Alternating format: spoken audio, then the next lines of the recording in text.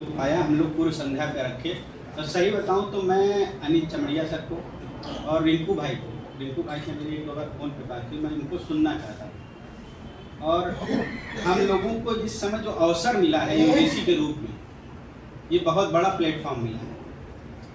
यहाँ एक चीज़ अच्छी देखने को मिली कि छात्र भी ठीक ठाक संख्या में छात्र। पहली बार ऐसा लगा कि लखनऊ विश्वविद्यालय में छात्र संघ या छात्र इकाइयाँ जिंदा हैं यूजीसी को लेके, भले वो जिस भी दल से जुड़े हों उनके दल ना आए हों सामने। और एक और मुद्दा था लाल बारादरी का, जहाँ पे रमज़ान के समय में विश्वविद्यालय के अंदर छात्र शिक्षक नमाज पढ़ते थे, उसको बंद कर दिया गया और बाकायदा लोहे के दरवाजों से सील कर दिया गया। उस पर छात्र, खासकर जो हिंदू छात्र थे वो लोग एकत्रित हुए, उन्होंने उस पर आंदोलन किया। देखने में अच्छा लगता। यहाँ छात्र जिंदा हैं, उनका ज़मीर जिंदा है। जो ये सरकारें चाह रही वो नहीं चाहते, वो वही चाहते हैं जो समता और समानता का भाव उनके अंदर है। और यूजीसी की लड़ाई कोई किसी का हक अधिकार छीनने की लड़ाई नहीं है, बराबरी की लड़ाई है, समता समानता की लड़ाई है। तो इस लड़ाई से तकलीफ किसको है? कौन लोग वो हैं जिनको समता नहीं पसंद है, समानता नहीं पसंद है, जिनको ये नहीं पसंद है कि कोई दलित हमारे बगल में हमारे बराबर आके बैठे, कोई दलित कोई पिछड़ा पीएचडी करे, कोई दलित कोई पिछड़ा सुप्रीम कोर्ट में जज बने, विश्वविद्यालयों में वीसी बने।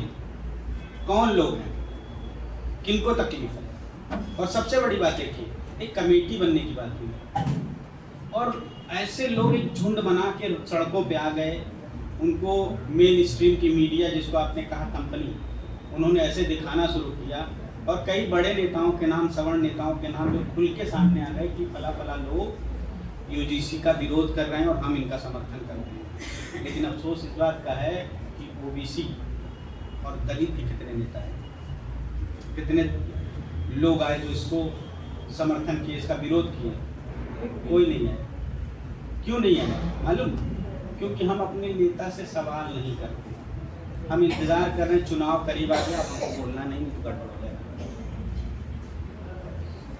एक तरफ हम कहते हैं कि चुनाव से, सरकार से, सत्ता परिवर्तन से परिवर्तन नहीं होना है जब तक व्यवस्था में परिवर्तन नहीं होगा, लेकिन हम सवाल नहीं करते। क्यों नहीं करते? कि चुनाव करीब, चुनाव के समय ही सवाल किया जाता है। मुझे तो लगता है चुनाव के समय किया गया सवाल ही अब तक सबसे ज़्यादा सुना जाता है। उनको डर होता है कि कहीं ऐसा ना हो कि हम इनके सवाल ना सुनें, उस पर अमल ना करें तो हमारा नुकसान हो जाए।